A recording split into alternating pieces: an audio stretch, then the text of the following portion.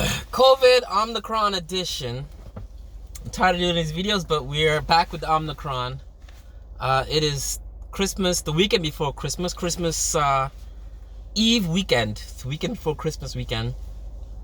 I just got my booster yesterday. I was meant to do some shopping today for gifts for the family, but the booster knocked me out. I was literally in bed until like maybe 1 p.m. today, and I went to bed early last night. I was just so exhausted. I got a headache now.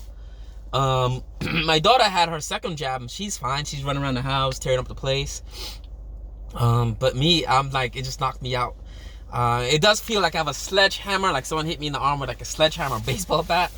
Hoping I feel better tomorrow to go into work, which is another thing that brings me to this video, is that our office is still open. I don't know why. We're having Christmas parties, we're having social mixers. I think I mentioned in a previous video that the back to office scene in New York City, the corporate back to office scene, is sort of been one, like a Google office is what everyone's doing now. We have beanbags, you have therapy stations. So like if you feel stressed out at work, you go somewhere and relax. There's tons of free food available for employees. And schedules are lighter. Like if you want to work from home, you want to do meetings over Zoom, it's, before it was frowned upon. But now it's encouraged, for mental health. But still, we're doing these silly office parties. A couple of people in the office got COVID.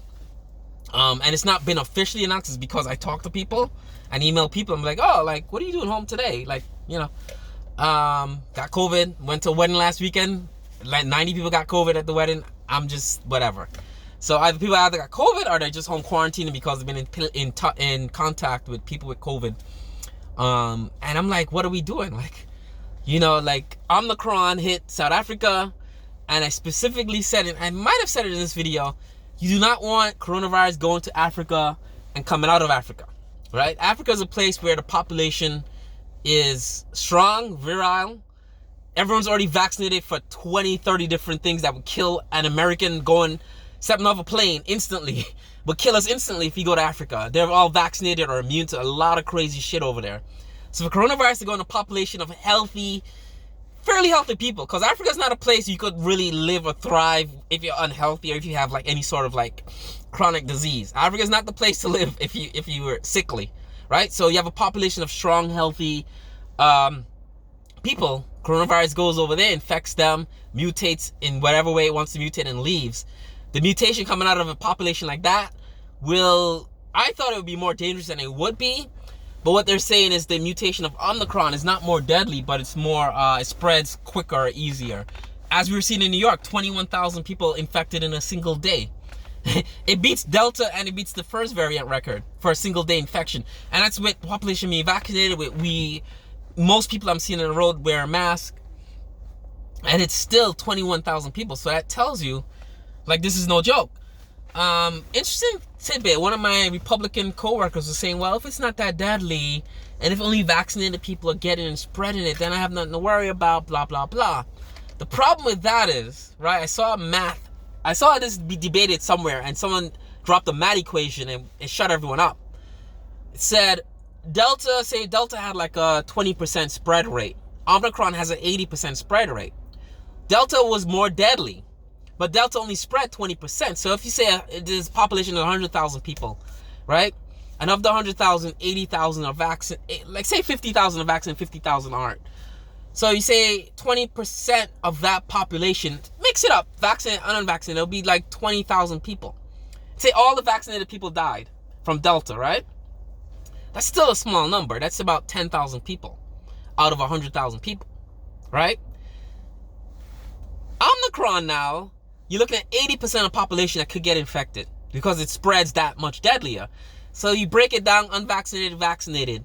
That's about, if you split it even, like I'm doing it fair, even, that's 40,000 people dying from something that's less deadly. And say if the vaccinated people get it, not even say if all non-vaccinated people get it and die, just even if you make that number half, right? That's 100,000, 80,000 people get infected, 40,000 are vaccinated, 40,000 not vaccinated. Of that 40,000, say half die because it's less deadly. That's still 20,000 people, right?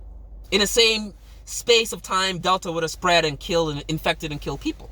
That's double the death rate.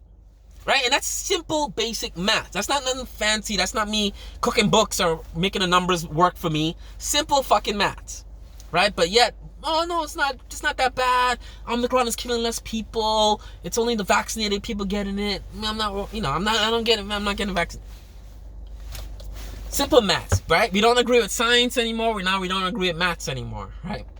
But that's fine. It's what it is. I'm in the downtown of my city, and I see like that's one of the things going back to work. There's way more homeless people now in the streets.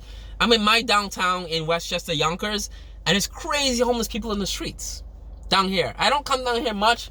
I have family in town, and they wanted to come here because this is where the Family Dollar store is and the discount stores are. And it's crazy homeless people out there. But right in front of me, I know you guys are like, Olaf, are you crazy? What are you talking about? What are you talking about? I'm going to show you guys, right? So right in front of me, these are luxury towers right there that you see in soaring above. And down on the ground, we have all these out of business stores and all these scores of homeless men just walking around the streets. A Family Dollar holding the door for people. Scores of homeless people. But this is America now. You're either rich or you're poor.